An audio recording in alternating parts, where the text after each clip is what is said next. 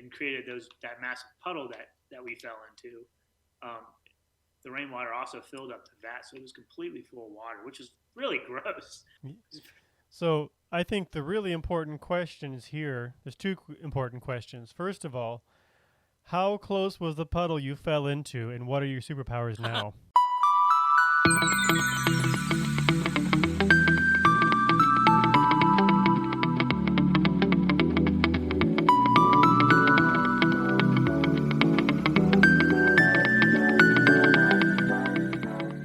All right, welcome to another No Man's Sky survey. This is Tristan, and my co-pilot here is Mike, and we are going to do some more looking, and hopefully we'll find some player activity today. We've not quite found what we're looking for in the past, but who knows what's coming. So how are you doing on fuel, Mike? I will need lots of it. Well, you're ambitious this time. No, not so much ambitious. It's just I know that we're gonna probably get all the systems in this one, and then when we move on to the next star system, I'm gonna have to burn a lot of fuel to catch up. Sure.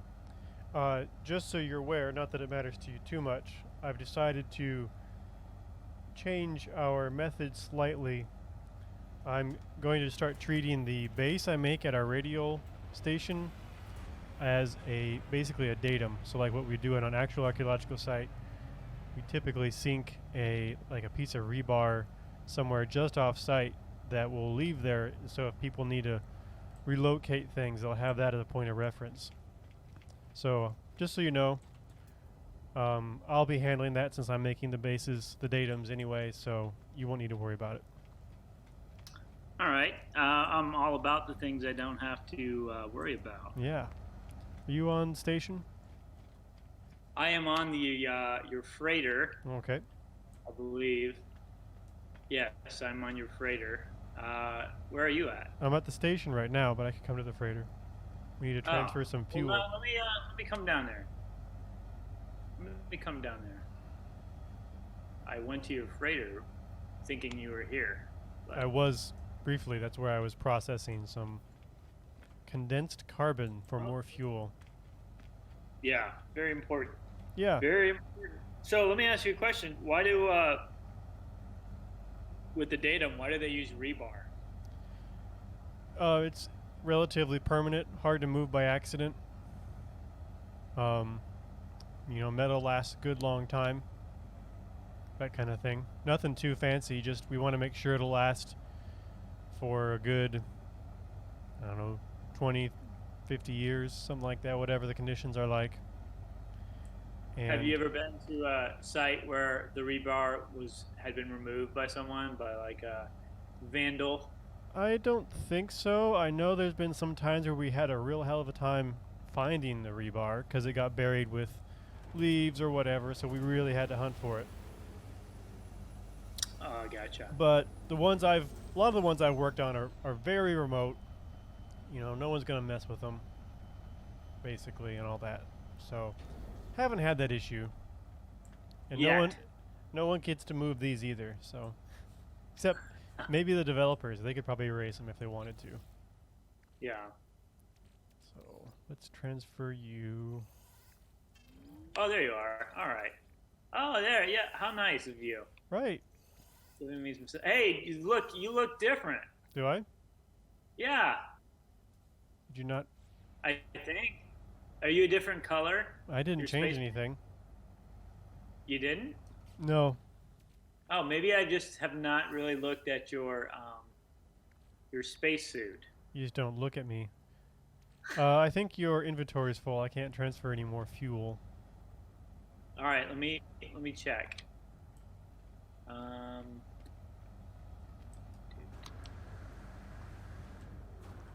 don't recall what I look like, actually.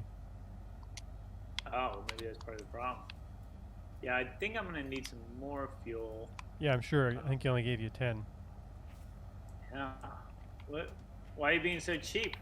Because you wouldn't let me give you more. Here, maybe I can give you something. Do you want anything in exchange? Carbon. I heard bartering is back. Oh yeah. I just read I mean, I read a headline. I didn't read the article, but it's So, not in the game. You're talking about real no, in real meat life. I guess space. people Yeah. are worried about the current everything Yeah. right now. So let me see. Do you want any? Let me see what you can have some platinum. If you had carbon or I just gave you some copper, platinum. You're welcome. okay, I'll take it. Wait, damn it. All right, there we go. That's more. Awesome. I can't give you any more though. Is that enough? That's we'll see how it goes. Okay. Maybe I can fend for myself if I get stuck for once. I don't know. So, Okay. so this plan is. Sorry, I gotta put a headset in real quick. Okay. All right, that's good. That's better. All right, I can hear you loud and clear now. Can you still hear me? Yep. Okay. Yep. You're pretty All good right. now, actually. Oh, good. Good. I'm glad that helped. So before we leave, wait, you just left. I All right, just now you- launched. Oh. All right. Well, I guess it doesn't matter. I'll find my ship. But Okay. I was going to say, before we leave, we had started doing this new thing where I rename my ship every time. Oh, there was a thing we had to do. Sorry, I thought you were Yeah. just talking about doing a recap. Well, I can't see what your ship is Uh, named anyway, so you have to tell us.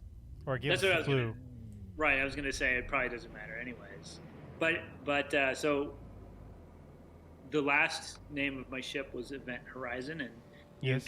you guessed correctly that it was named after the movie Event Horizon, Go figure. starring Sam Neill and Lawrence Fishburne and other people who I don't remember which actors they were. So this time I've renamed my ship again after a science fiction movie, and the name of my ship right now is USS Sulaco. Which movie, sci-fi movie, was the USS Sulaco? Am I supposed to give you Sulaco? the answer now, or Well, if you know it, do you know it? I do not? I would guess it's a Star Trek movie, but that's all I got. Oh, that's not a bad guess. It's not right.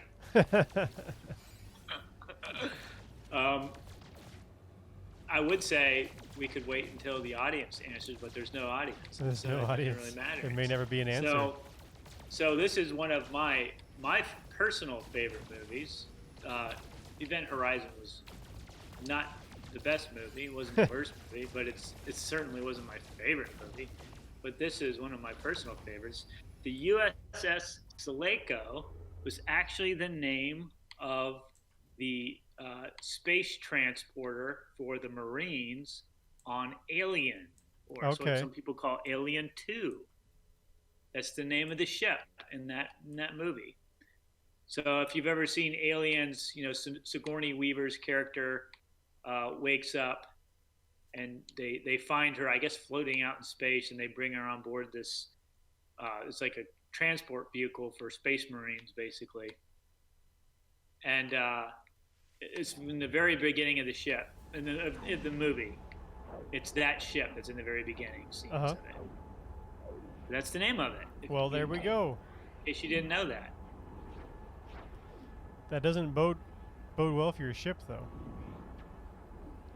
I know. It's kind of bad, isn't it? Kind of Well, that's ironic okay. you named it I mean, the Blue Plate Special. It's kind of a sequel to Blue Plate Special.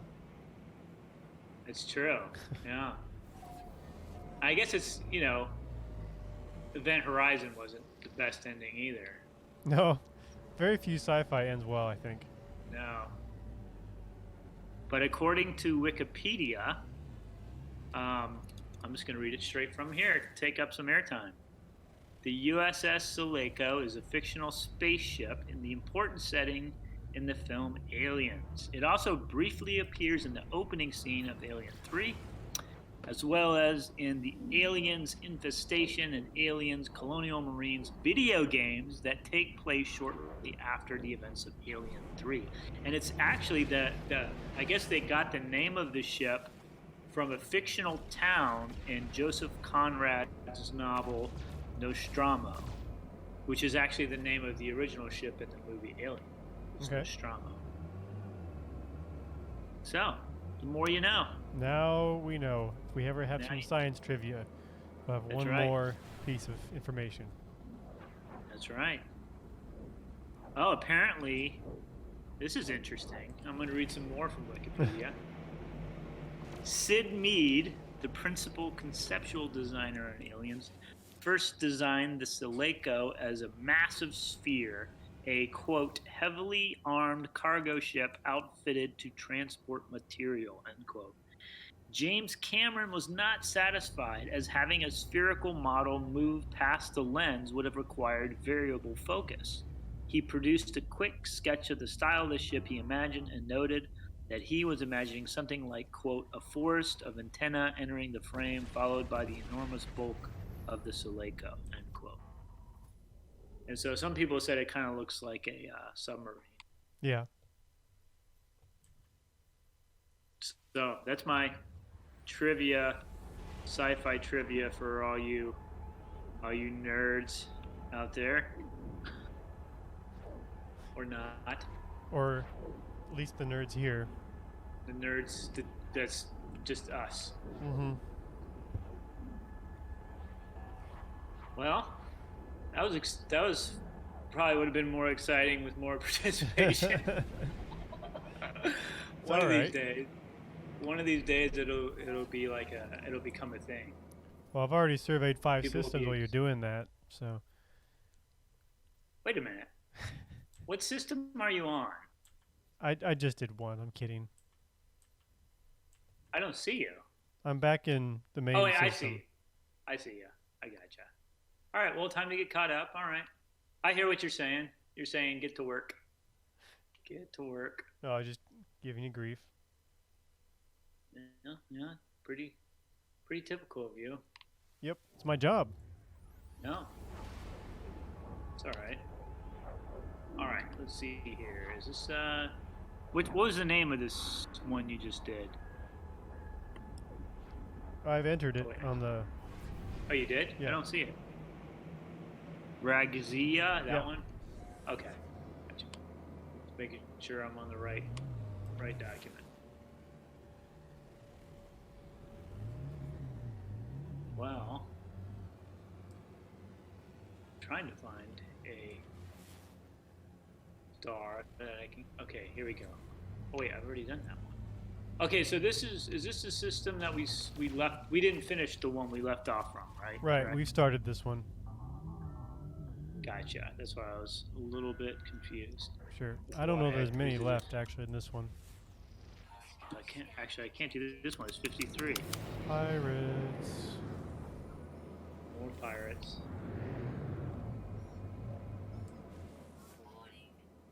More pirates. So yeah, Aliens is a great movie. Yeah, that's actually a bit of a hole in my sci-fi movie exposure. Oh, you have not seen Aliens? If not, Oh man. yeah. Do you like the? Have you seen any of the Aliens? No, I'm aware of a lot of it. I've seen the Oh, Predator okay. movies, if that helps. That's not the same, but Well, there Sometimes is they overlap. Alien. That's right. Yeah, there is Alien versus Predator. Yeah, you should check those out. Those are Moretta's classics. been done already. It has. Yeah. I just saw it. Yeah. All right. Well, just making sure my fuel alerts. I'll head back. Yeah, I forgot to look up. Yeah, and what's cool about, they recently, I guess within the last few years, they started doing the Aliens movies again. Ridley Scott was the director, I think, for most of them, if not all of them. But what's cool is I I'd have to look up the name of which alien, but one of the last couple that came out, like the kind of revamped version, not the last one, the one before the last one. They actually do have some archaeology, like space archaeology, in it as Yeah. part of the plot. As part of the plot.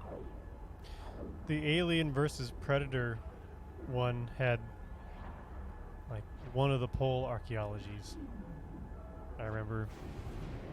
They have what archaeology? Like the main character was supposed to be an archaeologist, and they were excavating some alien ruins at one of the poles or something. That's right, and it was yes, and it's the guy who, I think the character Bishop is based off of. Okay. Bishop in he's in the he's in the Aliens, the second one, and he's like android.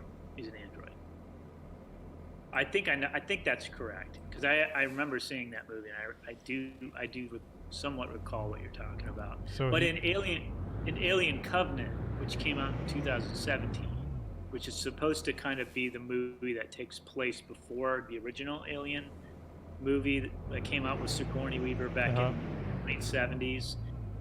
One of the heroine of that movie, she's an archaeologist. She's with a team of archaeologists, and they use archaeoastronomy is kind of what they pull into to in the first part of the movie, anyways, which is actually a field that was kind of popular in the 1970s, I think, kind of with like new age stuff. Kind of became popular. Yeah. But sort of kind of fell out of study for a little while, but it's actually gotten big surprise. Well, but some of it was pretty garbage. Oh yeah. Actually, a lot of it.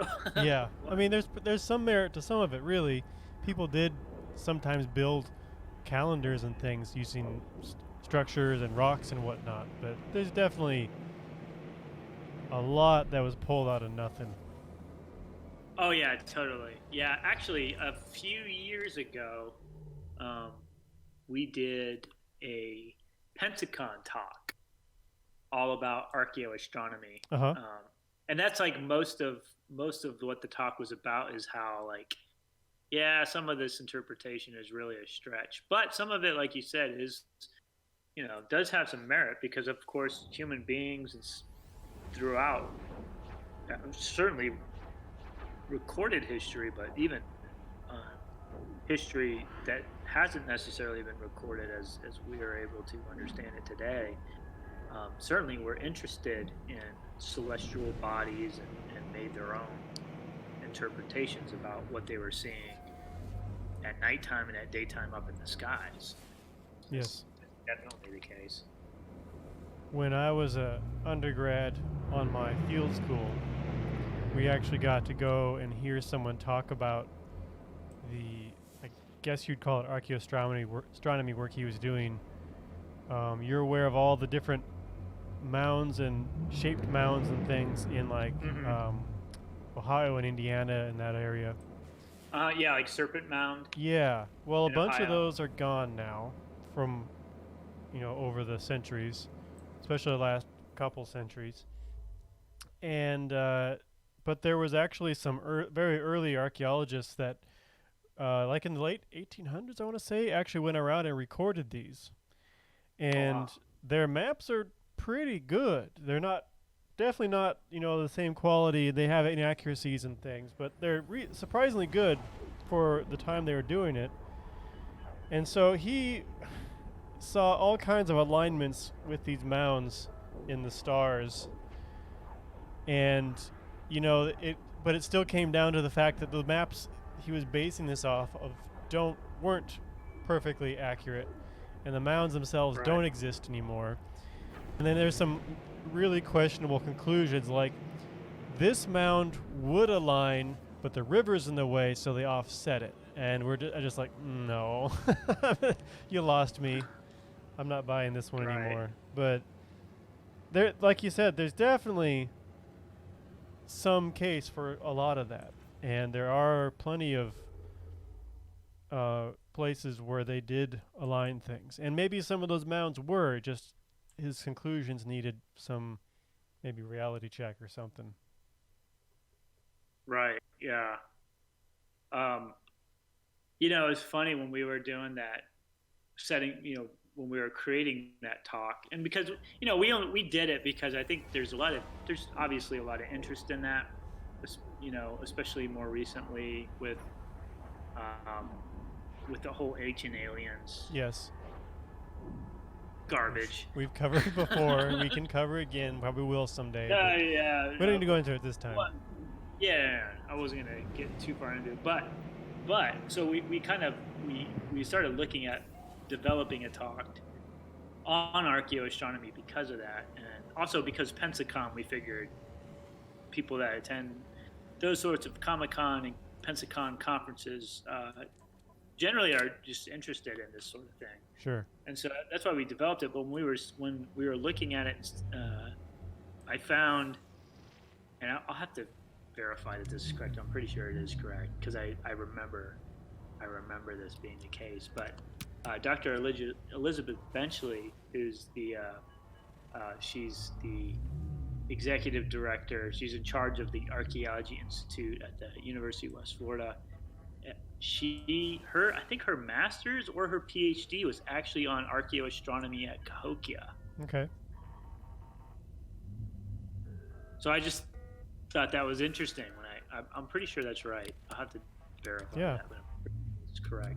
I mean, but Cahokia was a huge settlement. I could potentially see some alignments there, maybe even. Yeah. Right. But it was interesting that is,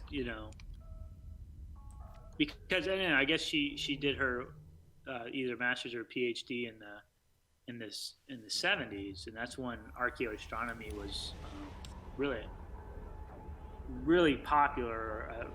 And it may have been when it really first started to kind of become like a serious field of study within archaeology too. So yeah, I looked into this not too long ago. I did a kids program about stars and constellations, and actually, surprisingly, there's a lot of people across different cultures tended to pick up on the same shapes. They might interpret them differently, or they might not, but it's actually some interesting constants there.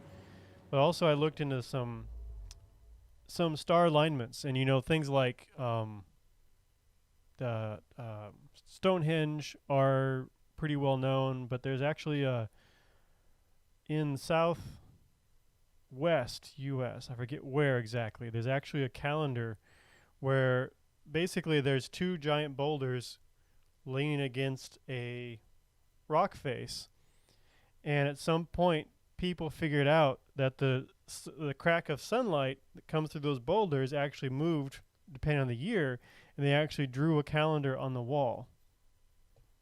And about so that's you're talking about Sundagger at yes, Chaco? Sundagger, that's it. Yeah, that's a cool place. That's very cool. Last year or the year before last, we were at the Society of American Archaeology conference, which was in New Mexico. I guess last year, or the year before, or whenever it was.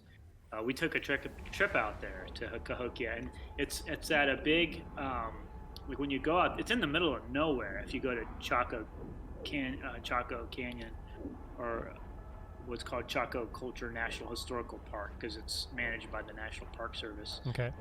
But it's incredible. Yeah, but it's called a Fajardo Butte.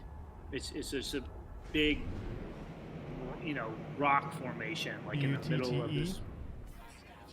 Yeah, B-U-T-T. I think that's pronounced Butte, by the way. Butte, yeah. Fajardo Butte. Yeah, okay. Yeah, it's been a while since I've been out west. Uh-huh. But so you can't actually get to, like, you can see it, right. But I'm not sure if you can actually get up close to it.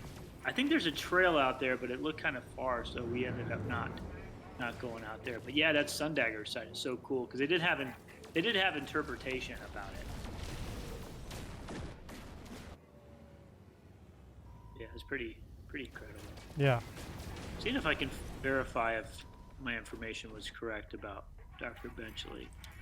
But we could always ask her on sometime. It's true. Yeah.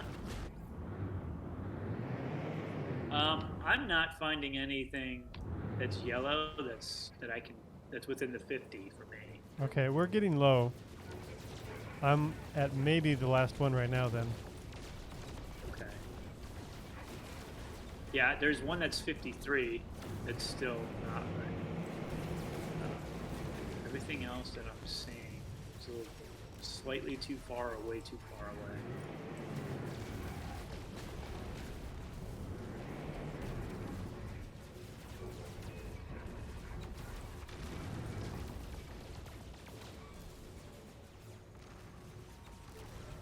But yeah, hopefully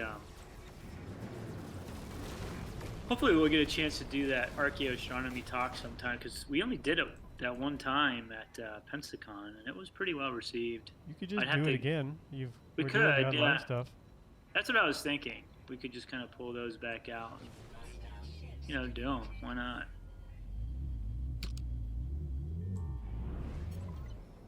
Why not?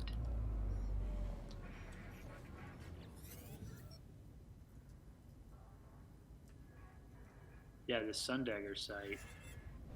Yeah. I'm reading it. I'm reading a little bit about it right now because I couldn't remember all the details.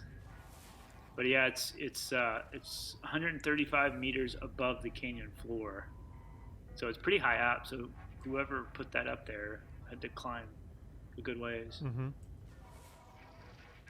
A lot of work to pick those shapes into the rock. Oh man, yeah.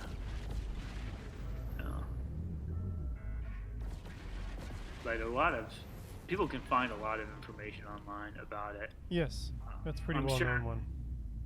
I'm sure that some of like a Google search on Sundagger will bring up some maybe information that's not from the best source, but It could, there but ha- you can yeah, start for with the wiki page and then go from there. And yeah, that's what I usually do. Yeah. Wikipedia is actually not terrible. it's not as bad. I think people give it some bad rap, and it has its weak points, but as a starting point for knowledge, it's fantastic. Oh yeah. Yeah, especially if you go to the references or the notes. Yeah, and it's been a while, but there were studies on it when it was relatively new, like, in the first, how long has it been around now? 15 years? First 5 years or has so. And they were finding that it wasn't as good as encyclopedias, but it was not too far off, really. Right. And then the fact that you don't have to buy an encyclopedia is pretty fantastic, too. Yeah, can you believe people used to like go door to door and sell encyclopedias? Yeah, and they were not cheap. No. We had a set when I was growing up, and that was an investment for my family. Yeah. Yeah, I remember we had one too. Do you remember the name of the company that did was it Britannica? Britannica was a big one, yeah. It was a big one, yeah. And they would take up entire shelf spaces. I mean, these were Yeah. No, we had a massive. special little bookshelf for the Britannicas. Yeah. Yep. I wonder if there's like a museum of just the Britannica encyclopedias, like how they had to update them, right? Oh yeah, I've heard stories of people coming across some from like early 20th century and getting to some really unfortunate passages. Yeah. But I mean, they're historic in a lot of ways, really.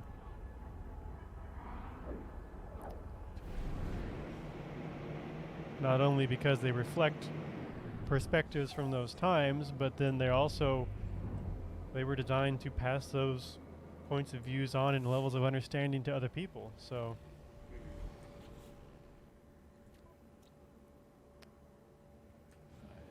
I found one more. Oh, you did? Yeah, I'm still recording looking. right now. Oh, is it the? Let me see. Let me look on there and see if this is the one. I've got all these things open now, like aliens, Sundagger, eventually archaeoastronomy. I still haven't been able to verify if that's correct. Man. But so I have to see if I can. Oh, there it is. Data. Oh, yep, that's the one I think that's the one you just did. Yeah, I think that's. Oh wait, look here. Oh, you did that one too. This might be the first system where you pretty much did everyone. Usually, it's like you did everyone except maybe two. Hmm? I said this might be the first system that we've done where you've literally surveyed every one of the No, you systems. got at least a few. Did I? Okay. Yeah, I one just or can't two. remember. Yeah, I'm not trying to show off your fancy You're providing drives. content. That's right. I'm checking Wikipedia. Let's see. Oh wow, she's got a bunch of. Here we go. Um,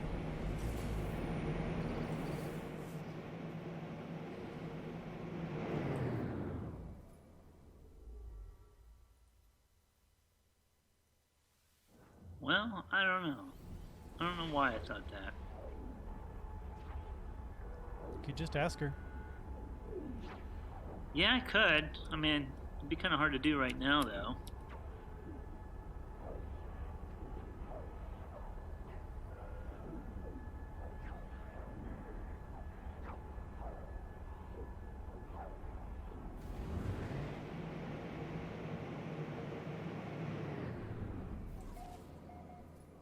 Oh wait, here we go. I think I found a reference to her. I think I found a reference to it. Archaeoastronomy in the Ancient Americas by Anthony F. Avini, which was published in the Journal of Archaeological Research in June of 2003, makes a reference. Oh man, just gives me the first page, and then tells me I have to pay. If I want to read more, I have to pay $43.95. Well, fork But over. yeah, well, I've got a way around that because I've got an institutional way of getting in there, so I'm going to do that. No, I will not pay you that much money, JSTOR. The university already does. So That's right. knowledge is awesome. It's also expensive. Yes. That's what's nice about Wikipedia, though, is Yeah. there's no paywall. I mean, you should be really careful with what you use there, but at least there's no paywall. All right. I'm going to find this information out. I'm going to put my reference skills to the test. I think this is probably where I first found that information, is because I do remember reading this article now. All right, it's going to download now that I have institutional access. Okay, now I'm checking. Are you still surveying? Because Yep. I'm just floating in space right now. Right.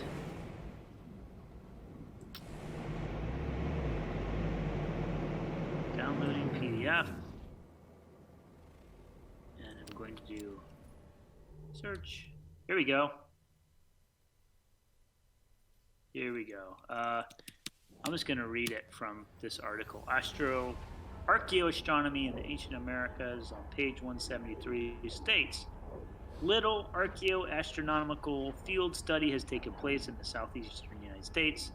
Benchley, 1970, has examined intermound alignments on maps of 32 Mississippi Valley sites. She finds celestial orientations at 29 of them, with multiple orientations to the solstice at most sites. Although no transit measurements were taken in connection with this project, her results appear to be statistically significant. They suggest that accurate field surveys need to be carried out. Her analysis reveals that the solstice orientation is the most common alignment employed, occurring with 4 times the frequency of equinoctial alignments. So there you go. Now, can you tell us what the heck that means?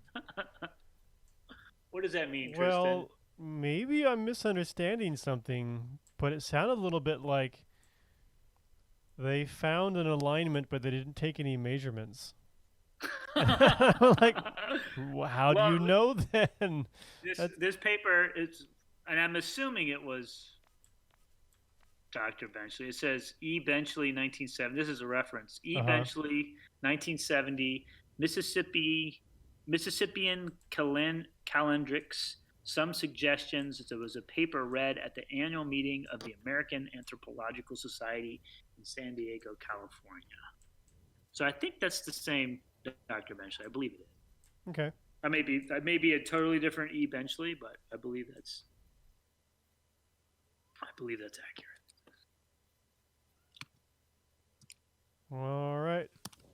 I'm headed to a new system. Oh, you are? So Yep. I'll have to burn some fuel here in a minute With your multiple jumps. with my multiple jumps. It's okay. I'm getting better at it. So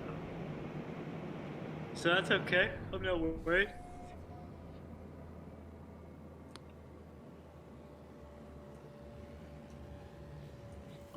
I'm gonna see if I can find some more information to see if I can verify this is the same Dr. Benchley or not.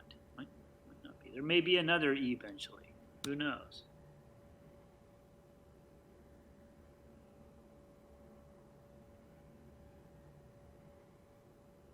Yeah, Elizabeth Benchley, 1970. So I would be willing to bet it's the same. She is. Seems likely. Yeah. I feel like I asked her to, but I may be wrong about that. I may be totally wrong about that. But I do know she did work at Cahokia, and Cahokia is an amazing place in Illinois. Oh yeah, Yeah, it's Illinois. amazing. Have you been there? Yes, I have actually. It was very impressive. Even though that the Monk's Mound was reconstructed, it still gave you a good idea for how humongous that thing was. Yeah. And then you think When people forget too, like, oh, it's just a pile of dirt, but it's really not. It's actually they layered things carefully. They knew exactly how to layer soils, and then you think about the effort that went into it. They did it without wheels, beasts of burdens, or shovels. So everything was dug up with a hoe, put into a basket, and carried on the back and deposited. That's a massive amount of work. Oh yeah, yeah, it's really impressive. The site. When did you go? Like, when did you visit it? Hold on, sorry. I have typed something in wrong. No, I didn't. This would have been 12, 13 years ago. Okay, so a while ago. Yeah, we were on a project not too far away, and we went after work once. Unfortunately, the museum was closed, so I didn't get to see that, but we still got to see the mounds and the park outside and everything. And this was a part of a survey project you were involved with? Yes. I mean, when you went to go visit. Okay. Yeah, it was survey. Yeah. I was just trying to remember. Definitely survey. We might have done some shovel testing, which is basically little holes just to see what the soil's like, but it was not an excavation like people assume those things usually are.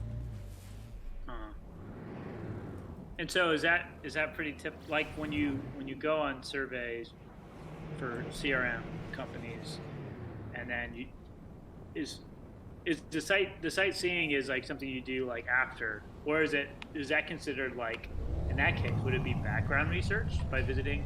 No. Cahokia? It was we're close to this cool site, we need to go check it out. Basically. Okay. I have been on a few other cases where we did that, but that one, like, Cahokia is so well known that we had to go check it out, basically. Yeah, it's one of those things that if you study archaeology in North America at all, that's the one that comes up. One of the key ones, yeah. Yeah, I read that. I remember reading somewhere, probably at Cahokia, that there were more people lived at Cahokia at its height than lived at London in during the colonial time period. Something like 20,000 people. Yeah, it's huge. And I think a lot of it too, like, I guess it depends on, Cahokia, the site today, is you think of it as being the mound and the museum and the facilities there. But when they talk about Cahokia, it was like in terms of population, they're probably also talking about a lot of the surrounding communities that would have contributed to it. Could be, yeah. But I know where I can find out some information about that since I'm traveling. I think it was like 20,000. It was by one estimate, 20,000 people. Oh, it says, oh yeah, here we go. So this is again according to. Well, I tell you what, I'm gonna do what we said and go to a different link. Yeah, but the Wikipedia article says that between. I just lost it. It's a must top 25 in U.S. Today Travel magazine for Illinois. It's the top 25 must-see places, and I agree with that. It's definitely worth seeing. It's very cool. But it's also more that, accessible than some archaeological sites. Oh yeah, big time, and the huge amounts of exhibits too on display. So there's you can visit the mound and walk all the way up to it, Monk's Mound, the big one.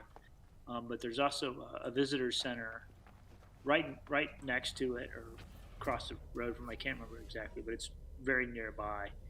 So you can go in there and check out all the exhibits and interpretation. But according to this Wikipedia article, it's saying that at its apex, the population was between 14,000 and 18,000 people. I've seen as high as 20,000 in some estimates, but of course those are estimates. That'll vary and it'll change with time, I'm sure, too. Yeah, it says, according to National Geographic, archaeologists estimate the city's population between 6,000 and 40,000 at its peak, which is pretty incredible. But you're like you said, it's it depends on what study you're looking at. I'm sure. Another thing people don't realize with Cahokia is that it was actually part of a really large civilization here in North America. I mean, it rivaled Aztec or Incas in South America as far as size and organization. We down here in Florida actually have settlements from that same civilization. With Lake Jackson Mound, for example, is a Mississippian mound. And then the trade networks were amazing too. So we find here in Florida, we find obsidian, which is a stone that's good for edged tools. We find obsidian from Mexico and from the Rocky Mountains, and we find shells from Florida up in the Ohio area. Just to give you an idea of how widespread all this was, how large this was. Yeah, Cahokia, when I went to visit there, and I went within the last couple of years, just a couple years ago is when I but I remember they had an exhibit with just hundreds of beads of shell, and they were all from the Florida Gulf Coast, and that Lake Jackson site's so cool too, over in the Tallahassee area, because they found those copper plates in some of the burials that we know they didn't come from here. They came from the Great Lakes region. So yeah, it's amazing to think about the networks and the connections. 1,000 years ago, 1,000 years before Europeans ever came to really settle what's now North America. There was quite a large civilization and complex societies and different ethnicities within those very complex organizational structures. It's pretty fascinating. But yeah, that's the one exhibit at Cahokia that really stuck out to me is seeing all the shell. Being like, wow, yeah, I'd like to get to that museum someday. Yeah, it's definitely worth it. I mean, the displays. Again, I went probably about 2 years ago.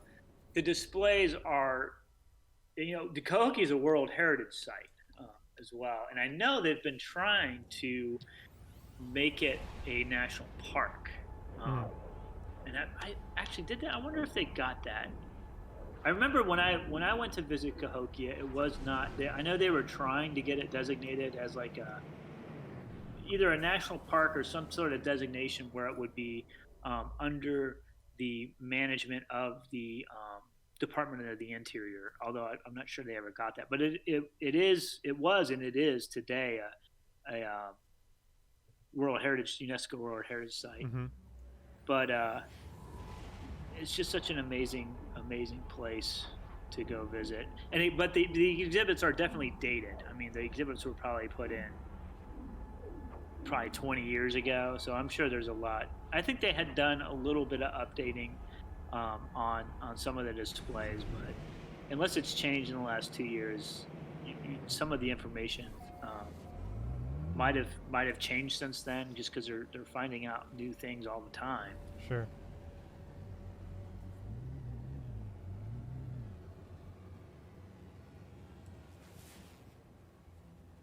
Let me see if they ever, at least in this Wikipedia article, it's not saying this. Yeah, in 1989, the Cahokia Museum and Interpretive Center. So most of the exhibits and displays they're probably the same ones that they created in 89. Although, like I said, I think they had done some updated interpretation on it. But they've been a UNESCO World Heritage Site since 1982, and it's a National Historic Landmark as well as it's on the National Register of Historic Places, which is also a big deal. I mean, the UNESCO World Heritage Site is very, very difficult to get that designation because it's a lot of stuff you have to do to get that. But even being a National Historic Landmark there's fewer than 1,000 National Historic Landmarks. Yeah, I knew there weren't many.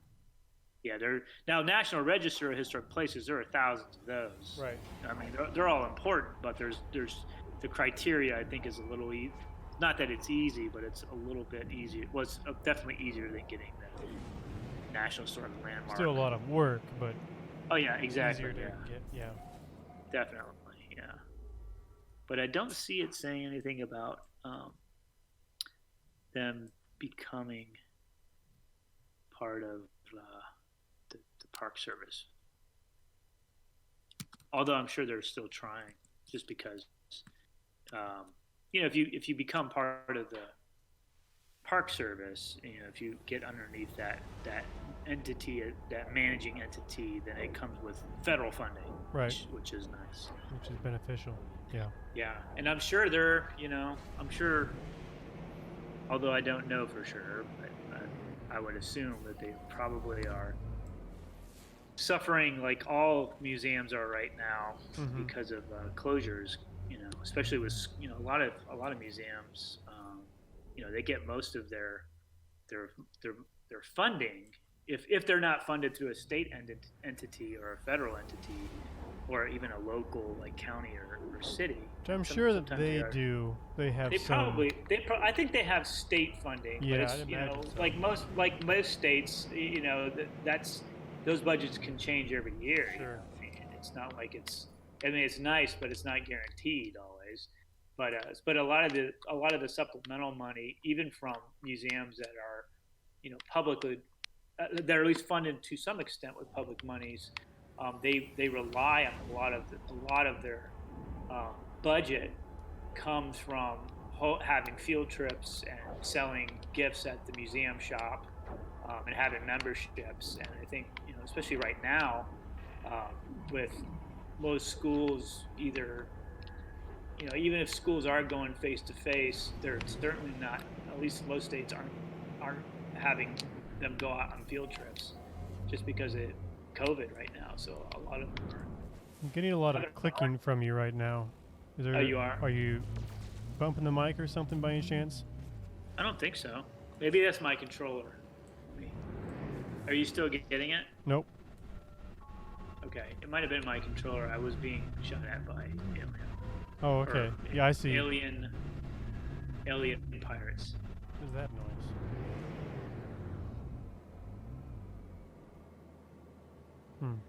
You still hear a noise? No, that was on my end. The game was making some strange noise that time. Okay. It's having all kinds of issues. Hey, that's what makes it fun. Right. Wouldn't be fun without a challenge. Did you put a base down Yes. somewhere? You did. I see you. I don't see a base. I wonder if it is doing that thing it did last time, where it kept your base back up where we started, and the system where we started. Maybe. Although that, I think, was because I wasn't hosting. Okay.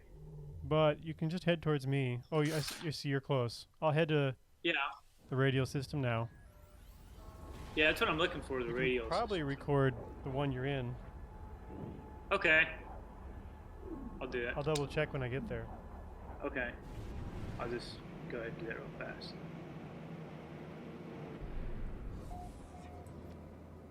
Nope. Nothing. Yep, that's a good one. How's it going? Okay, cool. Let me write this stuff down.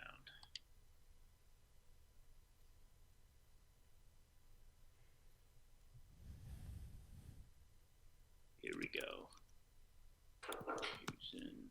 There. Okay.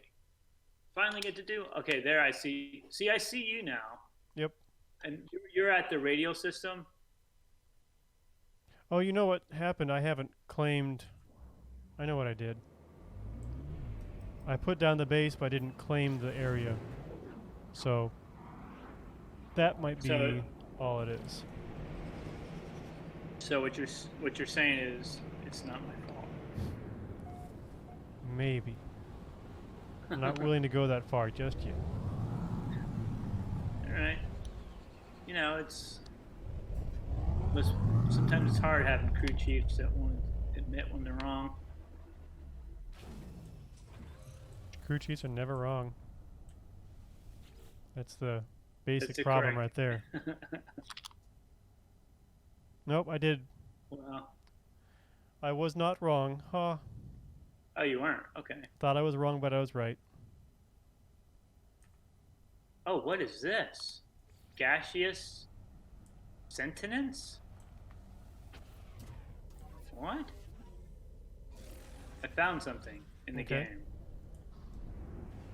Oh, I have a message. I think it's something just in the game. Nearby life. We think this wavelength will reach you. Hello, if you can comprehend us. I'm going to shut down my communicator. That's all I can do. Oh, I just got 182 nanites. That is good, I guess. Free money's good. It's not a bad thing. All right. I think that's... Yeah, there's only one planet here, so... Oh, Done. you weren't. So, Done. Uford is the... 12 is the one. Or I'll do these 2 planets and head back if you can't find it. Yeah, I'm not seeing it. Let's see here. It looks like it shows me... I'll just wait for you. Okay. I think once I visit the system, then it'll be easy for me to find it. Mm-hmm. But until then, it's just a bunch of stars. Yeah, I understand. Oh, wait, U4 do X11, 12. That's where we're going. Yes. Okay, I'm gonna head back there right now. I'm good. Continue. I'm headed back there too.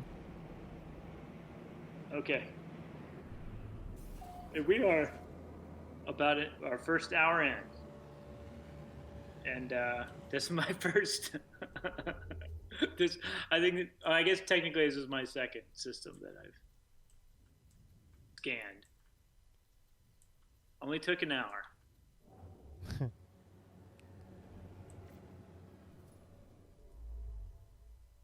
Archaeoastronomy. Well, you know, you can always look to your crew chief to carry the crew. I mean, someone's got to check the maps and stuff, right? Right. That's maybe what Carry my the job GPS. is. Check out the articles on JSTOR. All right. Now I can get to work here. Really buckle down. You need a little time to warm up. That's right. Let's see here. And I'm doing the yellows. Maybe. Why isn't it letting me move? Oh wait. No. Okay.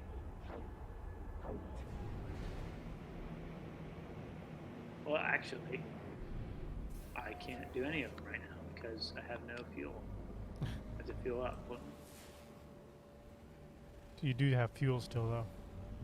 Yeah, I mean, I just needed to fuel up.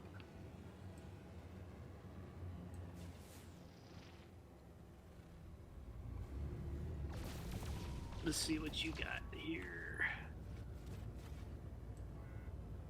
So you're entering stuff. Maybe. Probably. All right, I found one you haven't done yet. So I'm going to it now.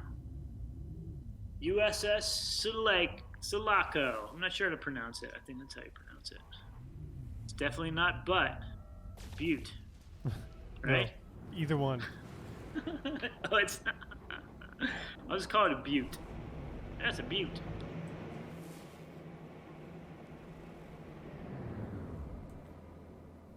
That might be our bumper right there. It's definitely not a butt. Definitely not a butt. You never know. We don't have those in Florida. I'm not 100% sure on what a butte is. A butte? I think it's slang for something, probably. She's a butte. I think just like it's a way to say beautiful. I don't think it's English. It's a landform, I think. Probably.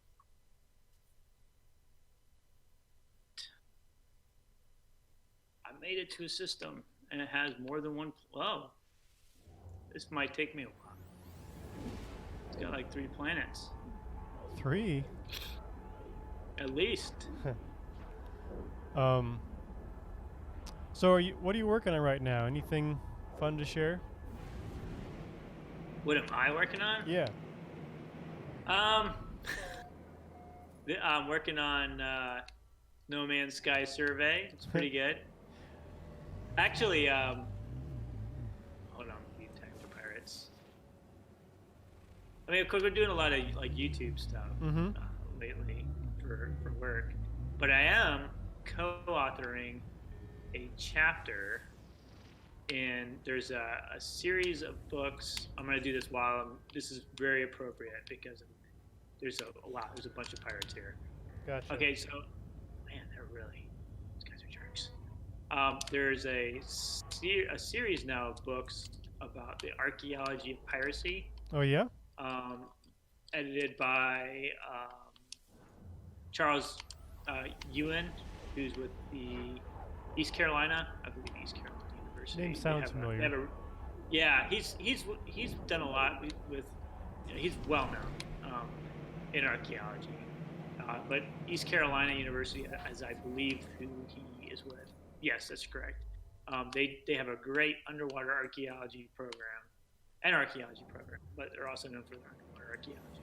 But they started a couple books they have published now about the archaeology of piracy, and they're going to have a third one coming out. And a colleague of mine who's also her background's as a historian, and I we had submitted a proposal to co-author a chapter in the newest edition of this book, which will probably come out next year. And so they accepted it. They accepted our proposal. So now we have to write it. Now we have to write that. So I've kind of been working on that a little bit. Yeah. I haven't changed. Although I'm finding when you're not running a one-kid school. That's right. Teaching school and doing YouTube stuff. But you should make F-Pen buy the book when it comes out. Oh yeah. I mean, we really should actually. I mean, I have both the last two books that came out. Uh-huh.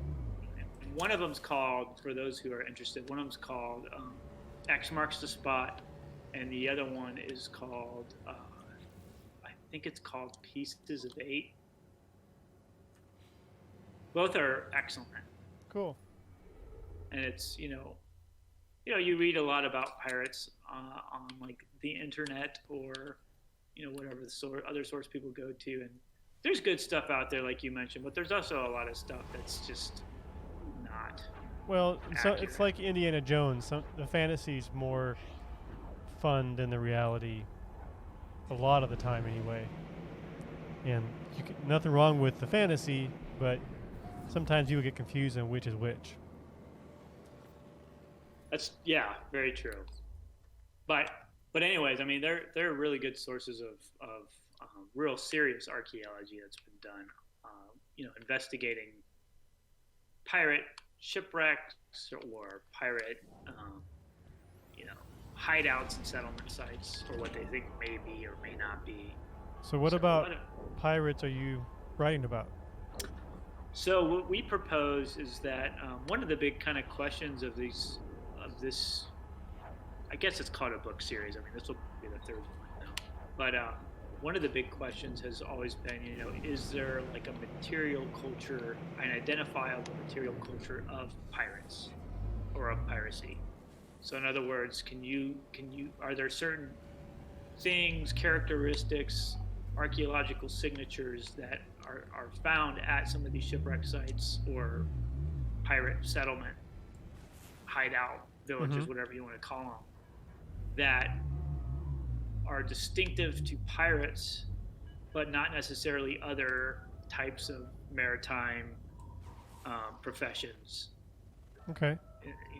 In the maritime fields, in the professions. So basically, can you identify pirates based on their material culture? Right.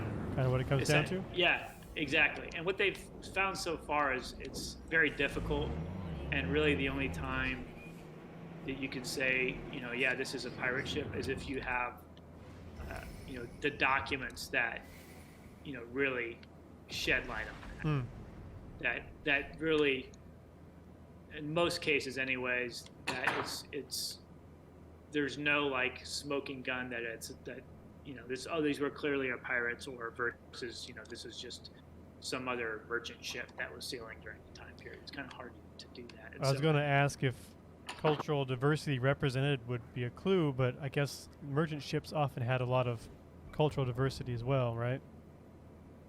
Yeah, exactly, and that's one of the problems. It's especially when you get later on in time periods, had these ships had, even the 17 and 1800s, the crews were really international in nature. Right. And that certainly was true on pirate ships, but it wasn't exclusive to pirate ships. And so, and also, like, even if it was a merchant ship, and even if they did have a pretty homogeneous crew, the artifacts that you might find on a shipwreck, for example, like a merchant ship, may reflect the many different ports of call that this merchant ship was going to, or at least pick the up crew, goods. right? Right. If you can even, if there's going to be anything left of the crew at all, you know what I mean? So, yeah, it's difficult. So, but there definitely have been able to identify specific pirate ships based on the archaeology. But a lot of the times it's because they literally found the ship's bell with the ship's name on it, or it was such a unique sailing vessel for that particular area in that particular time period, that the documents clearly, the documents are pretty conclusive about which one ship this could only be, and it was this particular pirate ship, for example. Cool. So what we're looking at proposing, instead of looking at archaeological sites, kind of beginning with those, instead looking at it from the document side. Can we find characteristics, cultural material mentioned in the documents that will tell us what you should look for in terms of an archaeological signature that will be reflected in the cultural material that you might find. Yeah. And so that's kind of what we're looking at. History as a handmade into archaeology, then. Right, exactly. So, for those who aren't aware, that's been a long-running debate if archaeology's a handmade into history or its own thing. I think it's generally solved, but it was very heated. Yeah. In the 80s, 90s. Yes. Big time, yeah. So that's kind of what we're looking at now, and so I've been going through a lot of court cases, kind of looking for that sort of thing, because a lot of times in the court cases, either against pirates or privateers, they'll be descriptions of the types of things that were on the ships or were stolen from ships. Or descriptions of the crew, or inventories of what they confiscated from this crew. Those are all actually pretty well documented. It's just a matter of going through those records. So this is how you brought up the record about how a pirate flag suddenly appeared after it looked like someone wasn't going to be prosecuted as a pirate? Exactly, yeah. That's how that came up? Exactly, yeah. Yeah, that's what I was looking for. Is in that particular case, they mentioned the flag, but of course, and that was a thing that they would use in court to prove guilt. It was pretty good evidence, and so, of course, if you found that at an archaeological site, it'd be pretty good evidence that it was the pirate ship. But is it likely that a pirate flag will survive over time in an archaeological context? Probably not. So not likely. Very unlikely. Unless it was a ship that sank in the Arctic or something, maybe then. Even then, probably not. But definitely, certainly not. Almost in the warm immediately waters covered. Of the Gulf. If it was almost immediately covered in silt or something, it might manage it. Yeah. But very, very unlikely. Yes, very definitely. Unlikely. So so far, in what I've been looking at, I have the answer is probably not, but there's still a lot of stuff to look at. And negative data is still data. That's it's right. The only thing that keeps us going on this survey right now. That's right. Yeah. But we'll see. I don't know. That may change in the next few months. Well, cool. Kind of continue down that path,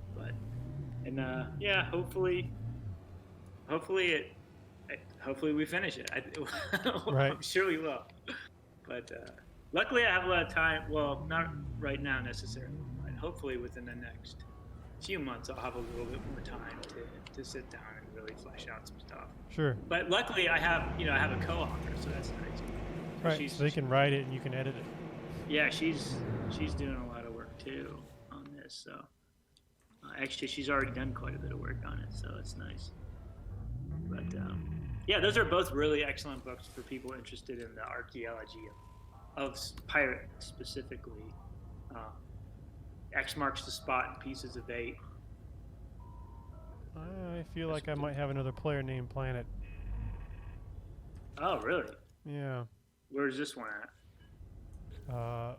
Hummings-Eunice. It's named date 24/G5. That feels like a... Oh, man. That feels like a player name. Yeah. But I don't see any base on it. Another disappointment. Yep. How about you? What do you asked me? Are you Sure. working on anything? We both know that's why you really asked me that. Yeah, I just want to talk about myself, really, and then he went on about pirates forever. Um, I'm also working on a chapter in a book. A few years ago, when the Confederate monument debate heated up, I did a program talking about it to try and help people have a deeper understanding of the issue as a whole, so we could have better, more productive discussions about it. So the book is about how we treat and view. I forget the exact terminology, but heritage, memory, and that kind of thing, and what do we preserve, and how do we resolve conflicts between the two groups and things. And so I'm going to talk about what I did with that. I don't have a co-author though, so I have to do it all myself. Bummer. See, that's where you went wrong. Yeah. Gonna have a co-author. Is that why we've at least tried to co-author some things? That's right.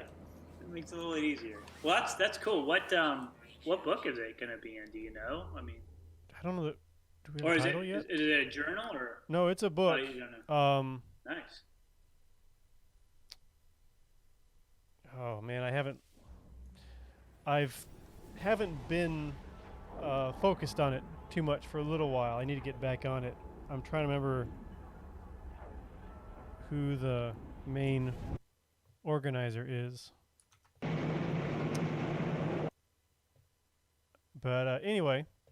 Don't ask me. I'm not asking you. I'm kind of looking forward to it though. Yeah, that's awesome. So how did that come about? They knew that you had done some stuff, or you saw like a call for like a lot of archaeology, it's all about kind of the connection things.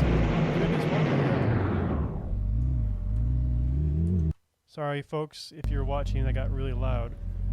There, that's better. I don't know what was going on.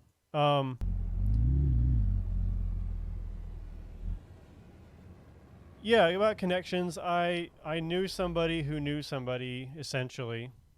And the person I knew I'd worked on this, and knew they were working on a book, and put me in touch, pretty much. Nice, yeah. Yeah.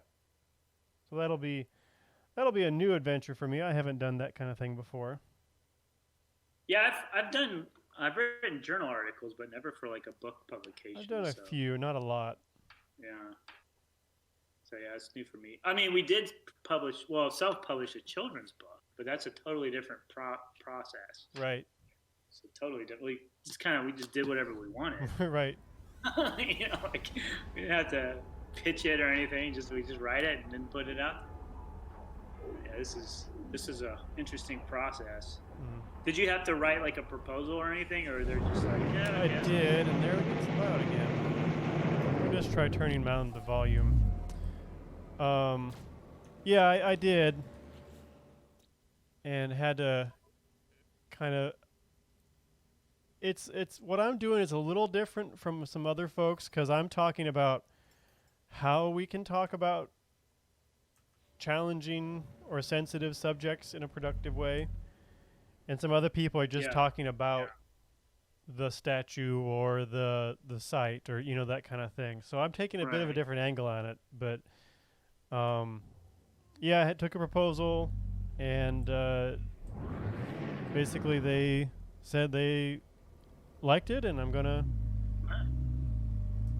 get it written. I've got till November, but you got to. Oh man, you see, we got a better timeline than you. We got till February. Yeah. Well, I've already had a few months on this, so. Oh, so you're slacking. Yeah, I've gotten started. Yeah, I'm sure. I wrote half a page. There you go. Just here's what you got to do. Write half a page every week. Write half a page. Yeah, really. It's kind of like the thesis. Keep. Well, actually, no, because it's already September. So maybe write 2 pages a week, and you'll be all right. Yeah. Well, that's cool. And that's an important part of the archaeological profession, right? Is publication. If you're in academia, especially, which I only technically am, really. We're not really in academia in traditional sense, but it's still a good idea to have some things out there and show what I can do. Mhm. kind of deal. Right. Yeah. Yeah. I guess for a lot of the publications that we do at, like through FPAN, it's usually for more, within the field. If Mm-hmm. it's something that's published, more so than if just being designed specifically to the public. Although I think the book series for the Archaeology of Piracy book series, I think it is they try to gear it more towards a general readership, versus some of the other articles I've written for uh, academic journals are obviously really geared towards academia. Yeah, and they're just not as much fun to read. No, they're not. Yeah, they're not as much fun to write, frankly. Yeah, really. I get it. 5 planets. I mean, this will be fun to write. Yeah. Yeah, and it's always a little easier when you're kind of excited or passionate about something too. Yeah. But then, I mean, I think that brings like so for survey in the real world, coming back to Earth, Mm-hmm. where we live, at least Do for the we? next maybe for the next 100 years or so before we finally give up, go to Mars or somewhere else. Um, in the real world, uh, I know you guys have to write or at least for CRM, you have to write reports. We've talked a Yeah, little bit about that. Can you talk more about like what's involved in that for it's survey? really really dry. They call it gray material because it's basically you only read it if you want some specific information. And I might log out here a little bit and probably coming back in because I'm getting some ridiculous noise. Okay. Um, sound effects. I'm just gonna turn them off. Let's do that. Um, I'm not the best one to ask about that, just because I haven't. I was mostly on the crew level when I was doing this. Barbara's can give you a lot of good specific information. But I did contribute to a few reports and things, and yeah, they're just. I mean, they're. You kind of do what you have to do to get them done, and it doesn't matter if it's pretty or very readable.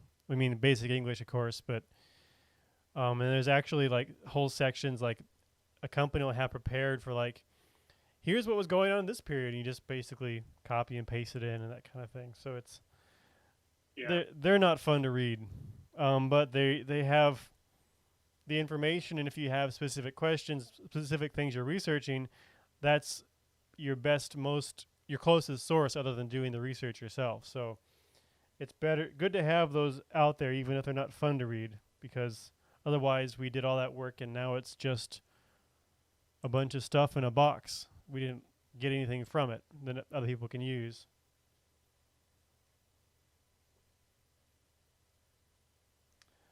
So yeah, I can't. Unfortunately, there's not some good stories to that one. Most of the fun CRM stories happen out in the field, not so much in the If you, lab. oh, I finally have a field story, Oh yeah. Oh, a good I one. think I saw a piece of this, but I want to hear Did you it. see it? I saw. Okay. I didn't read it all detail, but tell us.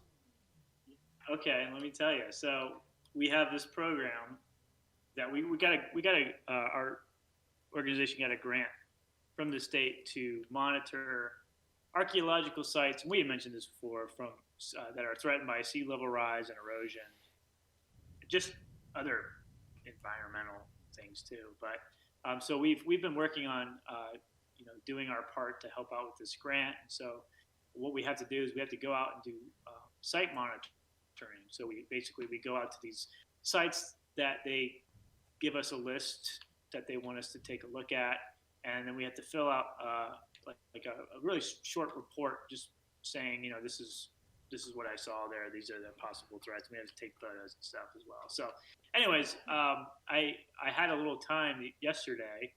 I actually was in the office, and right now with COVID, my son is with me. I'm doing remote school with him in the afternoon. He gets done around noon or so, and sometimes I bring him into work with me.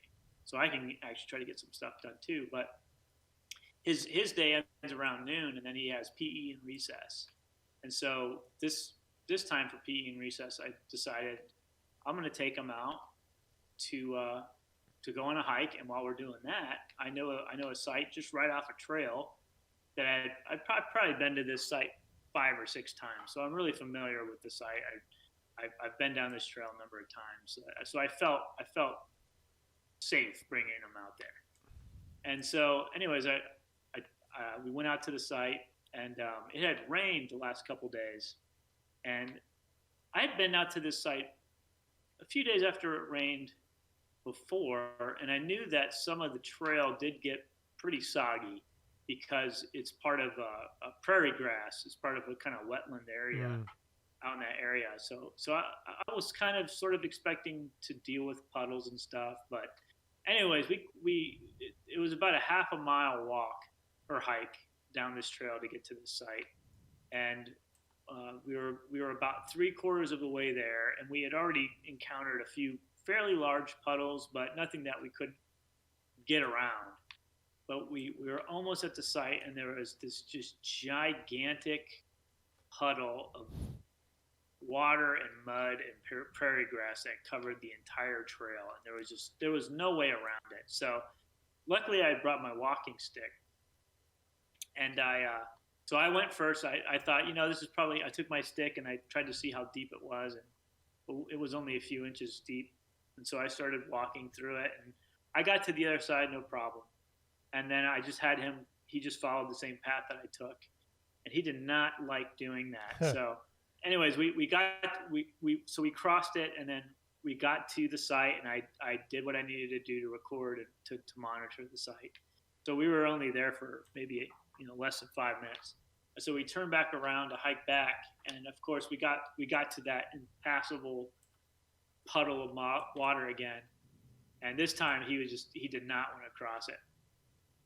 And so I said, all right, get on my shoulder. I put him on my shoulders, and I said, I'll carry him across on my shoulders. And so I put him on my shoulders, and I knew the path that I had taken the first time wasn't very deep. So I thought, well, I'll just do that again.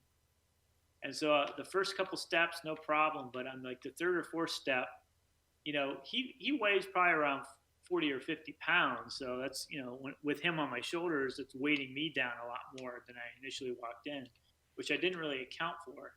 And so on my 3rd or 4th step, my foot just sank down in the mud. And when I went to try to pull it out, it was, if you ever step in mud that's submerged in water, it creates like a suction effect. And so when I tried to pull my leg out, I just totally lost my balance and my footing, and I fell face first into this giant pond. And I'm just holding onto my son's legs as tight as I can, because that's the last thing I wanted to do, is like have him fall in the water, because I knew if he falls in this disgusting puddle of hopefully just mud and water, that he's never going to come out with me on a hike again. And so luckily I had managed to keep him out of the water, but I was completely soaked from head to toe. And I had lost my shoe in it and my hat. I wondered. And so I got him back on the other side, and I had to go back in there. And I mean, this was not clear water. This was muddy water. I could not see anything. And so I basically had to I was already wet. So I had to get down on all 4s and just feel my way to my hat and my shoe, which I was able to actually find. I was surprised you could find your shoe, actually, or either one, really. Yeah. Well, I mean, luckily I'd only taken a few steps, because it was my first couple steps. So I kind of knew where in the general area it was at. But yeah, my shoe is pretty far deep in that mud. I got it out. I recovered both of them. But my favorite hat, it was pretty gross water, so I put it in the washer when I got home, along with all our clothes. And my hat's, the bill of it's kind of shredded now, unfortunately. So, but at least I have that's my coolest, my funniest, I don't know, field story. Miserable at the time, but makes it for a good story later, kind of deal, right? Exactly. Yeah, it definitely was not fun at the time. No. And the fact that, luckily my phone it had been in my pocket when I went in, but luckily it was on my pocket leg that didn't get too wet. Hmm. So I'm sure it would be several months before I would have thought that story was funny if my phone had gotten damaged. Yeah. But Yeah. since my phone wasn't wet, it wasn't that bad. It was a wet car ride home. So that was kind of miserable. Yeah. Because it was about an hour ride home from where the site was at to my house. So Now your car smells of swamp water. oh yeah. Actually, I'm trying to think if I left my shirt in there. Oh, might as well leave a dead fish in there. You might as well. Yeah, pretty gross. But yeah, that's my cool story. Well, you'll have plenty of opportunity this fall for more. I don't know if I'll take them out there. Well, even if you're on your own or with someone That's from the true. office. Yeah, I mean, it can't possibly get worse than that, I don't think. Maybe. I could be wrong. I might. Oh, yeah, it can. It's like, I know it can. Yeah. Well, but we got to the site. We completed it. You did science. We did science. I didn't find any problems. Good. At the site. It was fine. I'm never going back. It's still probably doomed in the long run, though. Probably. I mean, this is a little bit further away from the water, so it might be all right. But I can't tell you that it was a weird site because it was a cattle dipping vat. Is what the site is in a state park called Tarkiln State Park. But cattle dipping vats were basically they started to build them around the state of Florida in the early 1900s, and they basically filled them up with really nasty chemicals like arsenic and some other really nasty stuff. And what they were used for is these. A lot of people don't realize, but Florida had a lot of cattle, still does actually, in the central part of the state. They produce a lot of cattle that they use for food, I guess. But anyways, there were cattle herds in the northwest Florida that were, I guess, fairly common. But anyways, they built these things around the state so these cowboys, I guess, they could drive their cattle through these cattle dipping vats, and they're basically like they're most of the ones I've seen are made out of concrete, and they're basically they go in the ground and they fill it up with these arsenic and other chemicals. And basically the idea is that the cowboys these ranchers drive the cattle one by one, single file, into this nasty chemical solution. And the reason why they were doing that is because the cattles were getting these ticks on them, and these ticks were had really nasty disease called the cattle tick. I think it was called cattle tick disease. And so the idea was that if you put these cows through this chemical, it would kill all the ticks, and then they could eradicate these diseases, which was really successful. I think they actually eradicated this disease. I've never heard of it, and that's yeah.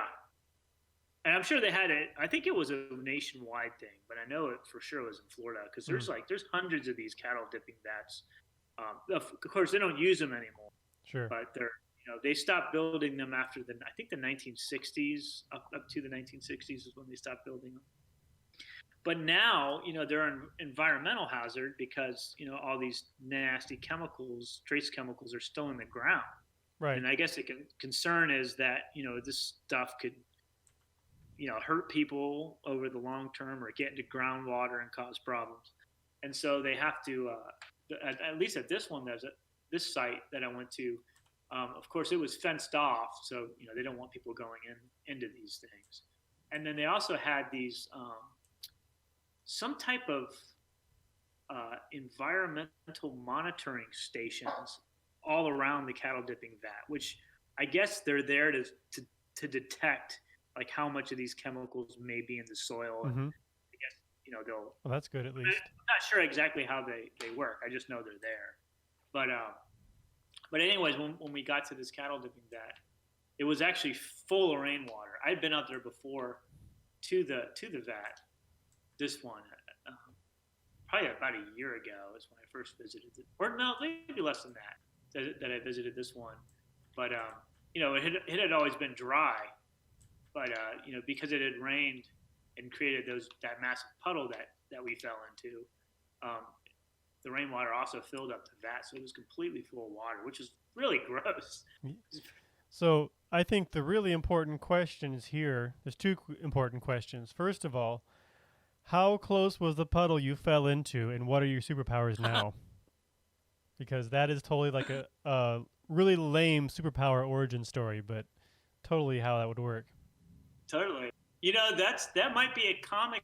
That actually might be a great origin story for a new comic book that includes archaeology and like the Survey Man. So maybe now our superpowers would be something that would make archaeology a lot easier. The power to delineate a site with a single glance. That's right. Or the power to do PXRF with my eyesight. Yes. Or a ground penetrating radar with my hand. Yeah. Yeah, you just punch the ground and then you know what's underneath it. Yeah. But no, the puddle was pretty far away. Okay, that's good. That's good. Yeah. Yeah, no. It was probably about half a mile. Or no, maybe like not half a mile, maybe like a quarter of a mile from Plenty the far vat though. itself. Is it? Yeah. Yeah, that would have been bad if I if I fell into the vat. That would have been a whole other. That would have not have been funny at all. I'd probably be at the hospital right now. Yeah. But yeah, there apparently there's a lot of these cattle dipping vats all across the state, and they are an environmental issue that the Department of Environmental Protection, I guess that's who is monitoring this one. But it's in a state park. Well, cool. The crazy things you find in Florida. Yep, on survey. Who knew? Yep. Also, do you know what Florida cowboys were called? You brought them Crackers. up. Crackers. Yeah, Florida totally crackers. Because they used whips to drive their cows. Yeah, and did you know that there's a specific type of cow in Florida called the cracker cow? Yes, I did. Oh. Aha. Maybe Hank doesn't know that. Our one audience, our fan, maybe Hank didn't know that. Sure. Yeah. Know. I think a lot of people out of Florida don't know that. Probably people in Florida don't know that too. Yeah. Yeah, they're actually the Florida cracker cows are from the same variety that the Spanish conquistadors brought over initially. Is my understanding. I did a hiking tour video that kind of talked about Florida crackers and actually included this particular vat. So that was the last time I went out there. So I guess it was probably like 5 or 6 months ago. And at that time, it was not full of rainwater, and I did not fall into a puddle. Arsenic rainwater. But yeah, I like that idea of it becoming a origin story for a comic book. Yeah. Or a villain. In Actually, my case, that kind of lame start would be more of a villain, wouldn't it? Yeah, and lame powers too. Uh-huh. Whoops. Oh, it's a pirate. And maybe your only power is that you're impervious to ticks. They bite you and die from all the arsenic in your blood. Or maybe actually that's kind of legit. I wouldn't mind that. Maybe it would be like one of my many powers. Right. We give you a few really lame ones. Yeah. Well, the power to delineate a site that's pretty good. Yeah. Which, if you don't know what that means, that just basically figure out where the boundaries are. Yeah. If you just look at a site, there's the boundaries. That would be a huge time saver. But I already have that power. You can do that now? Yeah, it's called being lazy. It's called GPS. It's called "There's Too Much Saw Palmetto Over There," so I'm not gonna. So clearly I'm that's just the gonna edge. say that's Because the who would edge. want to live in that? Yeah, no one would build a part of the settlement where those prickly pear cactus are. Right. So we just ignore them.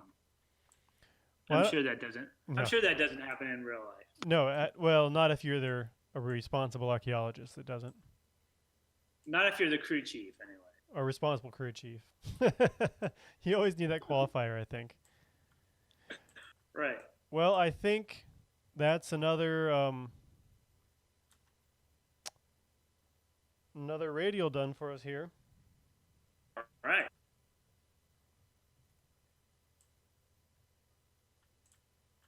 Kind of ashamed of how little I actually did on this one. You did 2? 2 or 3. It's not my best. That's okay. You're doing a lot of the talking, and that's hard to do this and talk at the same time. Oh, yeah, I'm trying, man. Yeah, that's what I'm going to blame. If I have any information wrong or if I said something that I shouldn't have said, I'm blaming it on that. Yeah. But yeah, cattle dipping vats and shell middens. That's what I've been to Yeah. so far for the mainly for this permit for this project. I'm trying to find us a new radial to go to. Looks like the galactic core thing led me to a dead end. Like leads to a star in the middle of nowhere. There's nowhere else to go. Maybe. Big empty area, actually. That's kind of cool. Anyway, finding us. Oh, I see what you're talking about. Just 1, 2, 3 jumps. Yeah. Oh, So you have the same route as me, it looks like, then. Or similar I enough. think so. That's good. Yeah, I've genuinely been able to find you pretty easily by following the cord. Okay. So do we start on the very edge? Is that? I don't think on the very, very edge. Okay. So I was going to say we've covered a lot of ground. If that's the case, we have still, galaxy. though we still got a ways to go before we get to the center. Yeah. I looked into, is it worth trying to get to the very edge? Is it even cool? But I guess you get to the edge and you just can't go any further, but there's still stars beyond it. And I was disappointed. So, all right, I'm in our new system. Oh, you are? Yes. Okay. See where? Oh, wow, you're way out there. All right. Out of jump range. What? Oh, that's why. I was getting overzealous. All right, I'm headed there, and USS Sulaco movie Aliens.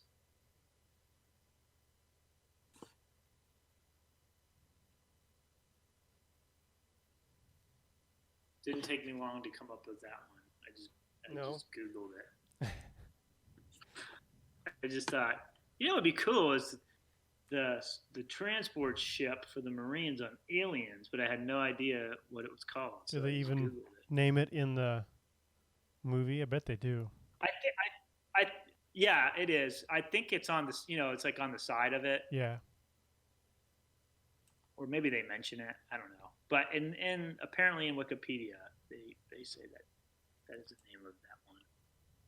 Maybe I can find a picture of it with its name on it. That would.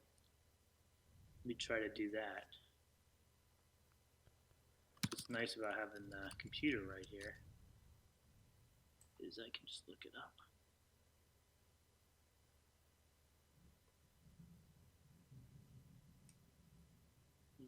In the models, it does have its name on the side. Yeah, even in the movie, it's got it on the. Yes, it is named.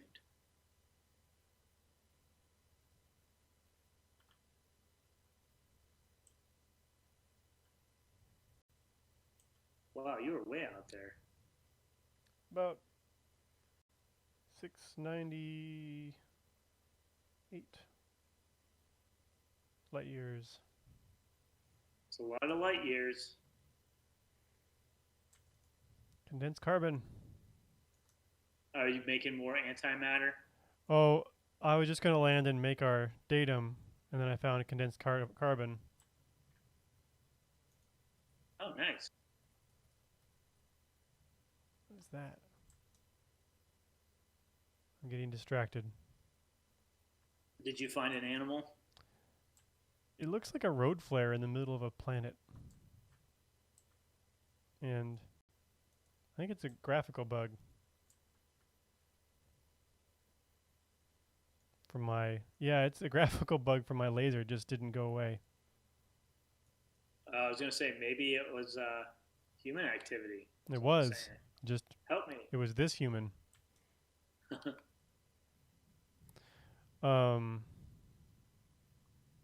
I was going to say something, but I forget. I think I have to go to 2 more to get to you. Okay. 1, maybe 2 more. I think it should do it.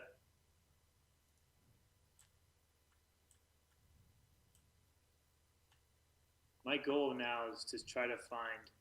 Maybe I should buy a different ship and then call it.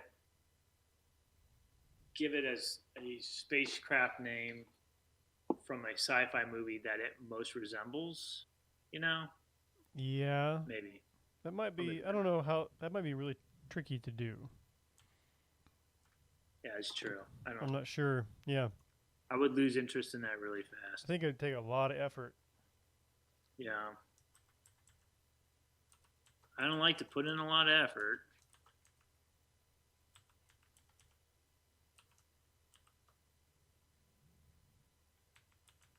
All right. I should be almost there.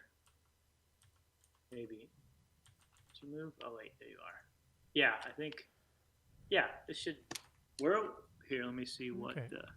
Did you write? Okay, yeah, I see where we're at. Yeah, I should be just about there.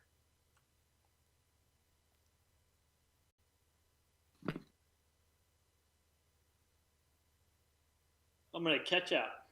All right. And hopefully next time we do this next week, I'll have my new microphone. That would be great. What are you trying to say? You sound awful.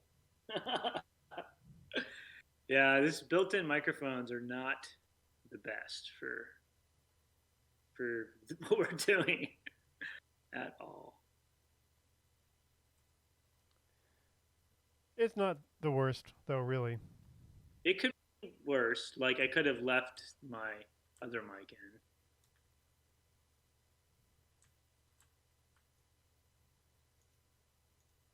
Yeah, that was not good. Yeah, I don't know what. I mean, obviously there's a wiring issue or something with that now, which that kind of stinks. But oh well. All right. Is that you or me?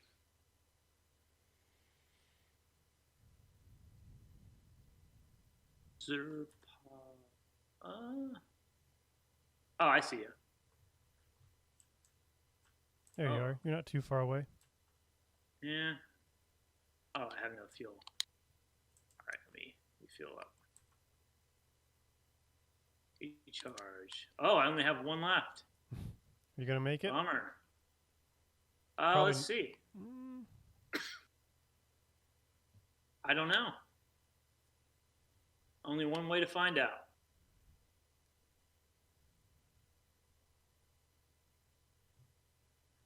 So close. Yeah, I'm gonna make it. Cool. I'm gonna do it.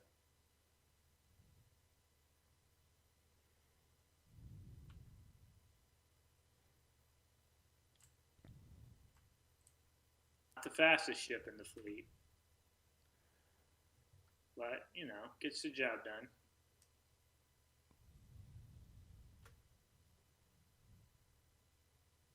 Sometimes. So we could Slowly. keep on surveying, or we could call it here this time if you want to. Well, we got, is there anybody? We don't have anybody on right now. We do know, not. okay. Okay. Well, We will could not do. disappoint all our fans. Okay. No, I'm good with calling it for today. It's kind of a good stopping point. I think so too. It'll put us in the right. But what I probably should do is land on a planet real quick. Save it. I don't know. Does that matter? Or on the station. Works too. If you just dock at the station and get out. Okay. Yeah. Let me And do get that. back in? I'm not sure if you have to get back in right now. That's all good. Let me do that. Yeah, it was a good time to end it, I think. Yeah. Make some And fuel for next time. Yeah, next time we'll hopefully I'll have my mic, which will be nice, Mike will have a mic. and Mike will have a good mic, not this whatever this is. And then we'll hopefully our other video game / interview thing, Oh yeah. whatever we're doing works. I don't know. We'll see. I would announce that, but no one will know it. So I'll make sure it goes in the comments or something if we get the video up in time. Yeah, sounds good. And I'll put it on the schedule actually on the channel too. Okay, yeah, I like it. Do we know what we're gonna call that other one? I don't yet.